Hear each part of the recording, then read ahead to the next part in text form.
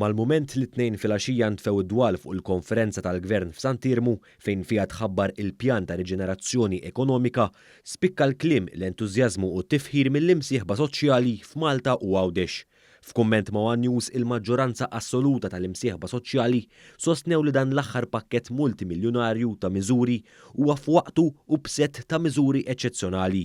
Dan sabiex fost oħrajn jgħin lit-turiżmu f'pajjiżna. Rajna set ta' miżuri illi huma eċċezzjonali. Rajna sitwazzjoni llum fejn il-Gvern se jgħin bis-saħħa lill-industrija biex tqum fuq saqajja tarġa'. Tal-istess fehma kien il-President tal-Kamra tal-Kummerċ is-Sur David Xwiereb, hekk kif faħħar ukoll il-pjan tal-Gvern fejn fih alloka 400 miljun euro sabiex itejjeb l-infrastruttura industrijali. L-investiment fil-manifattura ta' ċertu livell permezz ta' investiment ta' 400 miljun smajna aħna llum li se jagħti direzzjoni oħra lejn din l-industrija reżiljenti li hija l-manifattura. L-imsieħba soċjali innutaw ukoll il-miżura fejn fiha l-Gvern se jkun qed iqassam voucher ta' 100 euro għal dawk il-persuni kollha li għandhom aktar minn 16-il sena biex dawn jintefqu f'lukandi u ristoranti fost ħafna negozji oħra.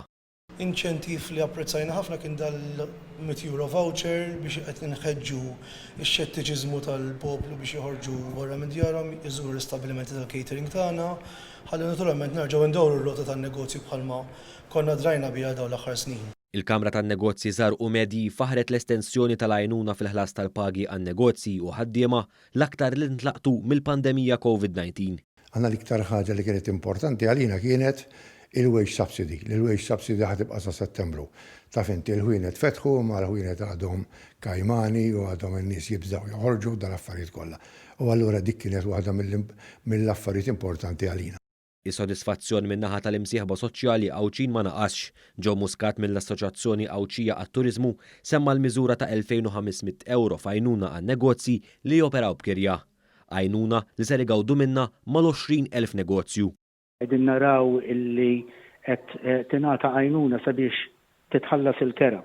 Kif ukoll l-1500 euro fir-rigward tad-dawl u tal-ilma, kif ukoll miżura ġdida tal-100 euro voucher biex tintefaq fl-akkomodazzjoni, restaurants jew bars dawn huma kollha miżuri diretti lill-industrija turistika. Intant il-kap eżekuttiv tal-Kamra tal-Kummerċ Għawċija Daniel Borċ faħħar il-pilastri li fuqhom kien imsejjes dan il-pjan ta' riġenerazzjoni ekonomika sabiex jireġġa' lura l-konfidenza fl-ekonomija Maltija. Hemm tliet pilastri li semmew miżuri biex inaqsu l-ispejjeż tan-negozji, sosten fid-domanda domestika u inċentivi għax-xogħol. Dawn il-miżuri se jgħinu biex anki nagħmlu l-pass li jmiss. Ġifieri wieħed jista' jkun li jara anki f'din il-pandemija opportunità biex wieħed anki jibdel il-mod ta' kif jagħmel in-negozju.